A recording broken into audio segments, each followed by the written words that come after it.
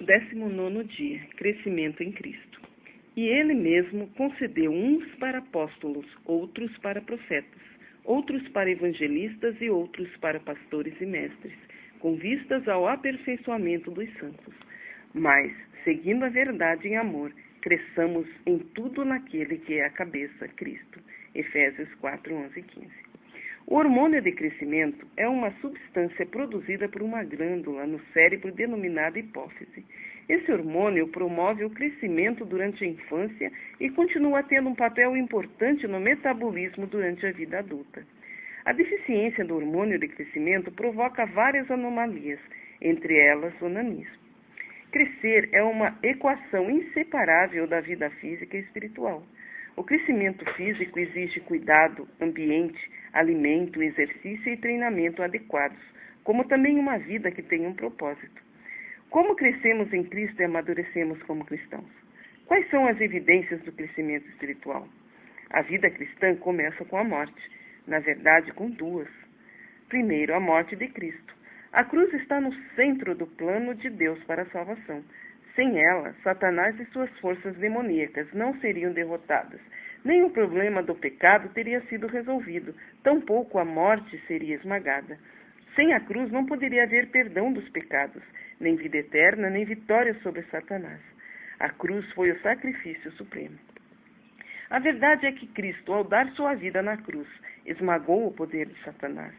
Na cruz, o Salvador ganhara a batalha. Sua destra e seu santo braço lhe alcançaram a vitória. Como vencedor, firmou sua bandeira nas alturas eternas. Todo o céu triunfou na vitória do Salvador. Satanás foi derrotado e sabia que seu reino estava perdido. O Desejado de Todas as Nações, página 758. Segundo, a morte do eu. O apóstolo Paulo definiu apropriadamente esta verdade ao afirmar: estou crucificado em Cristo. Logo, já não sou eu quem vive, mas Cristo vive em mim. Gálatas 2,19. A vida cristã, portanto, não começa com o nascimento, começa com a morte. Até que o eu morra, que seja crucificado, não há nenhum começo. Ellen White expressa essa mesma ideia ao declarar: a vida cristã não é uma modificação ou melhoramento da antiga, mas uma transformação da natureza. Tem lugar a morte do eu e do pecado e uma vida toda nova. Essa mudança só se pode efetuar mediante a eficaz operação do Espírito Santo. O Desejado de Todas as Nações, página 172. Paulo fala tanto da morte para o pecado quanto da ressurreição para uma nova vida, através da experiência do batismo. Porventura ignorais que todos nós fomos batizados em Cristo Jesus, fomos batizados na sua morte? Fomos, pois, sepultados com ele na morte pelo batismo, para que, como Cristo foi ressuscitado dentre os mortos pela glória do Pai, assim também andemos nós em novidade de vida. Romanos 6, 3, 4. Algo acontece com alguém que aceita Jesus como Salvador e Mestre. Simão, o hesitante, tornou-se Pedro, o corajoso. Saulo, o perseguidor, tornou-se Paulo, o proclamador. Tomé, o incrédulo, tornou-se o missionário além mar. A covardia deu lugar à coragem. A incredulidade deu lugar à tocha da fé. A inveja foi substituída pelo amor. O interesse próprio se desfez, deixando aparecer a preocupação com o próximo. Não havia mais lugar para o pecado no coração. O eu estava crucificado. Na vida cristã, a morte do eu não é uma opção, mas uma necessidade. Um terceiro aspecto do crescer em Cristo é viver a nova vida. Uma das maiores incompreensões sobre a vida cristã é que a salvação é uma dádiva gratuita da graça de Deus, e acabou-se a história. Sim, a graça é gratuita, mas a graça custou a vida do Filho de Deus. Graça gratuita não significa graça barata.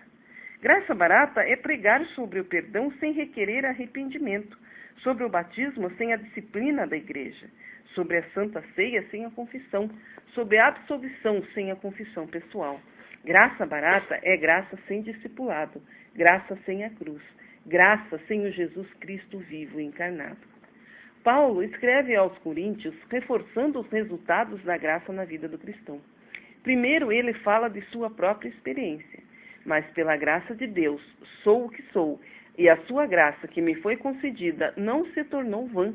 Antes, trabalhei muito, mais do que todos eles. Todavia, não eu, mas a graça de Deus comigo. 1 Coríntios 15:10.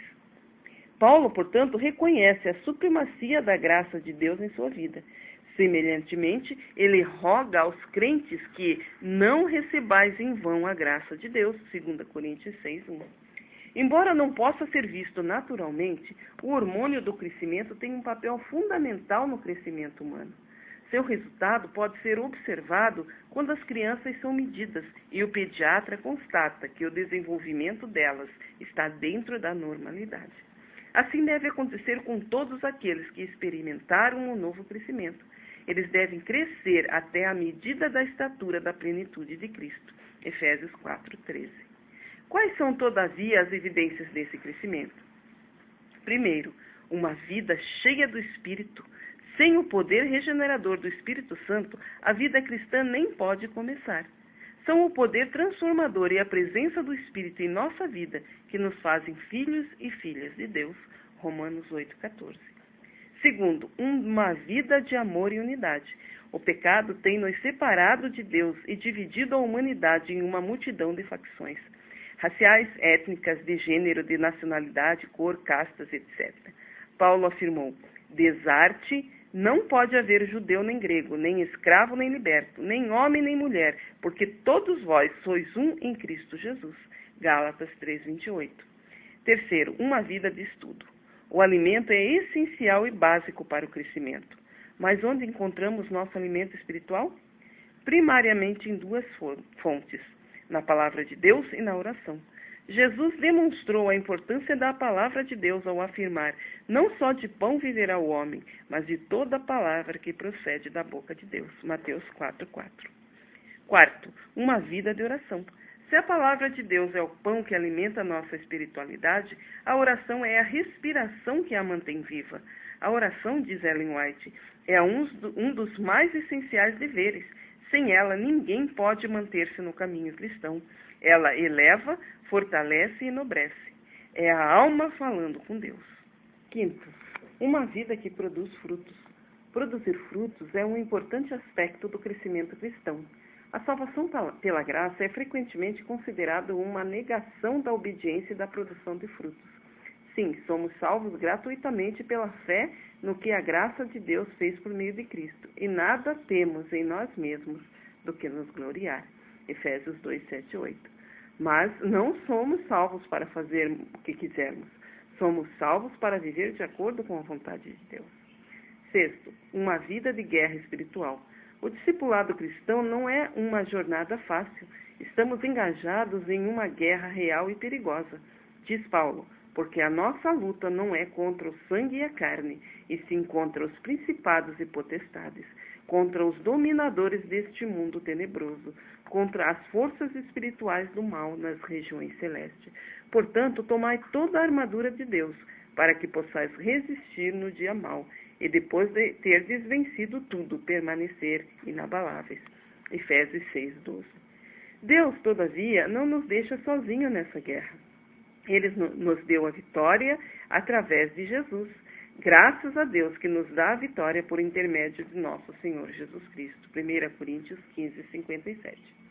Sétimo, uma vida de adoração, testemunho e esperança. O crescimento cristão não ocorre em um vácuo. Ele ocorre, de um lado, dentro da comunidade dos redimidos, e do outro lado, como uma testemunha diante da comunidade que precisa ser redimida. Sem adoração coletiva, perdemos a identidade.